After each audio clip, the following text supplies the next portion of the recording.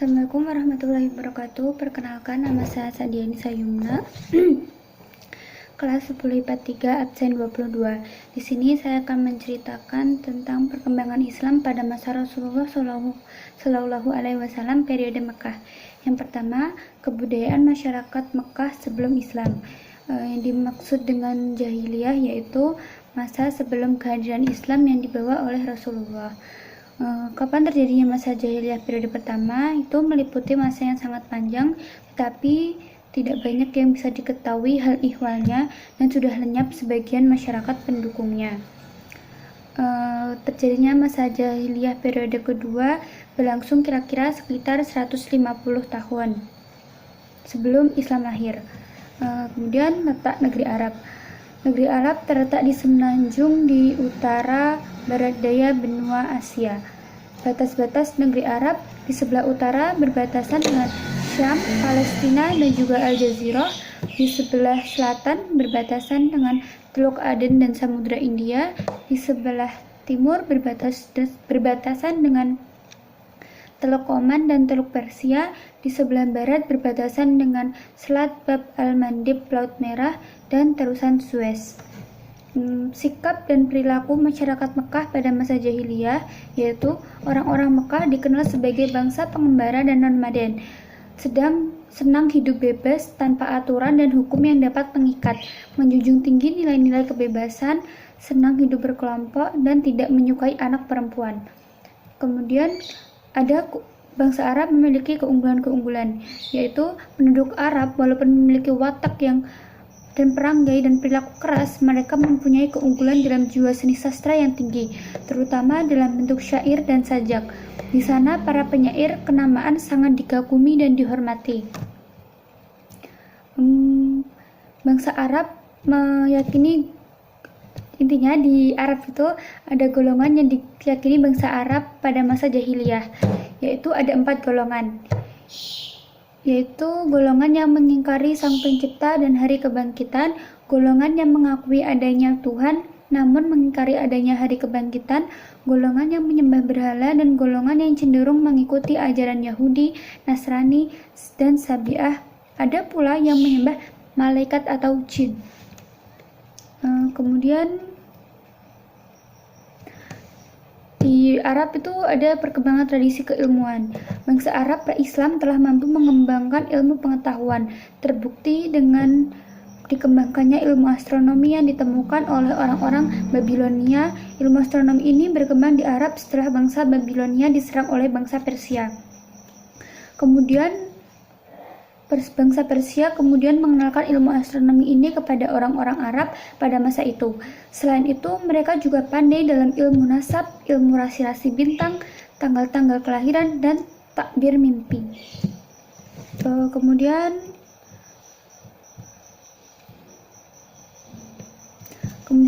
pada sub kedua, yaitu substansi dan strategi dakwah Rasulullah Shallallahu Alaihi Wasallam periode Mekah. Allah menganugerahkan kepada Muhammad kecenderungan berkhalwat atau menyendiri pada saat Rasulullah menginjak usia 40 tahun. Saat Nabi Muhammad menginjak usia 40 tahun, Nabi Muhammad sering menyendiri di Gua Hira. Kemudian pada saat Nabi Muhammad di Gua Hira itu, Nabi Muhammad sering memikirkan tentang keadaan alam, kemudian siapa yang mencipta, sering merenungi.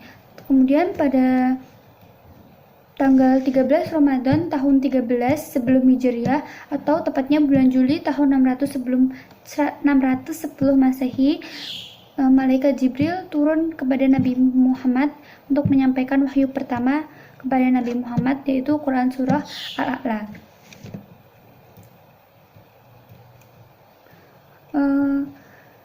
Yang mengetahui bahwa Nabi Muhammad adalah utusan Allah dan dia adalah saudara sepupu Khadijah, yaitu Baroqah bin Naufal.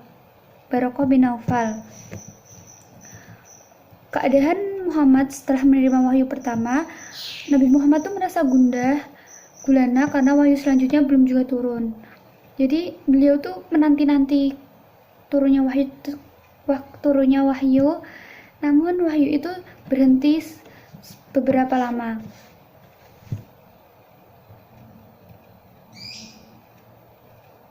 Proses dakwah yang pertama kali dilakukan oleh Nabi Muhammad adalah dakwah secara sembunyi-sembunyi.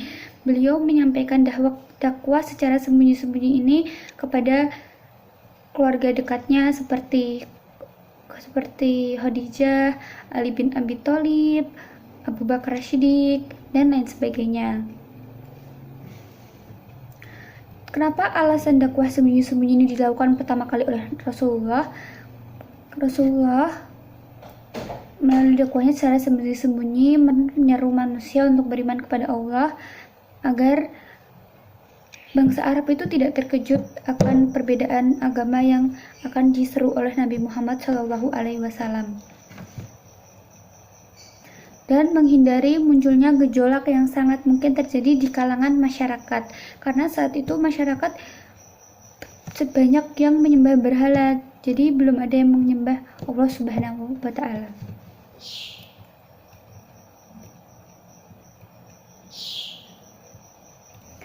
Yang terjadi pada 4 tahun pertama dakwah Rasulullah itu merupakan masa yang Rasulullah mempersiapkan diri, menghimpun kekuatan, dan mencari pengikut setia. Seiring dengan itu, wahyu yang turun pada masa itu secara umum bersifat mendidik, membimbing, membina, mengarahkan, dan memantapkan diri dalam rangka mewujudkan kesuksesan dakwahnya.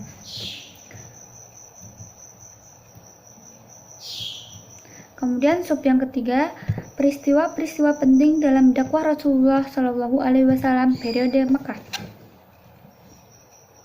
Siksaan terhadap kaum muslimin itu bermula ketika tahun keempat kenabian. Siksaan yang diterima kaum muslimin itu awalnya siksaan itu terlihat lunak, namun seiring berjalannya waktu, kaum kafir Quraisy semakin gencar melakukan penyiksaan dan memuncak pada tahun ke-5 kenabian.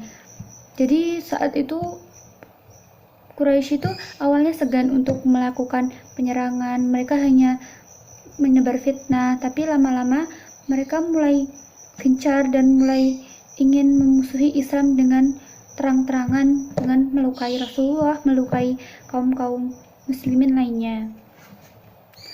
Karena keadaan di Mekah tidak memungkinkan untuk dakwah atau ruang gerak kaum muslimin itu mulai sempit, Rasulullah memerintahkan kaum muslimin untuk hijrah ke Habasyi. Kaum muslimin menuju Habasyi pada tahun 615 Masehi atau tahun ke-5 kenabian. Yang memimpin rombongan kaum muslimin menuju Habasyi yaitu Utsman bin Affan. Mereka bersama-sama menuju Habasyi. Ketika mereka sampai ke Habasyi, di Habasyi itu ada raja yang sangat baik, yaitu Raja Najasyi.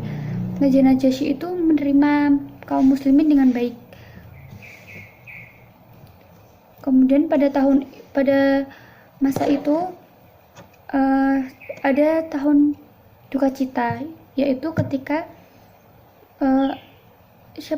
Abu Thalib, paman Nabi Muhammad, meninggal dunia, dan selang beberapa hari istri tercinta beliau, Khadijah radhiyallahu anha, meninggal juga.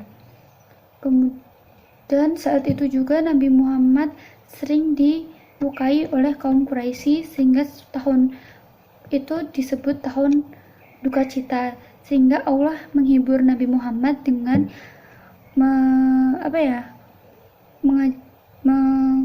dengan Isra Mi'raj untuk menghibur hati Nabi Muhammad yang sedang sedih. Peristiwa Isra Mi'raj terjadi 1 tahun sebelum hijrah. Hijrah Isra Mi'raj adalah perjalanan Rasulullah SAW pada satu malam dari Masjidil Haram ke Masjidil Aqsa atau Baitul Maqdis di Palestina. Ada 6 pokok persoalan penting yang menjadi sumpah setia Baiat Aqobah 1, yaitu mereka tidak akan menyekutukan Allah Subhanahu wa Ta'ala dengan sesuatu apapun. Mereka tidak akan mencuri, mereka tidak akan berzina, mereka tidak akan membunuh anak-anaknya, kemudian mereka tidak akan berbuat fitnah, dusta, atau curang, dan mereka tidak akan mendurhakai Rasulullah SAW. Sekian penjelasan cerita dari saya. Wassalamualaikum warahmatullahi wabarakatuh.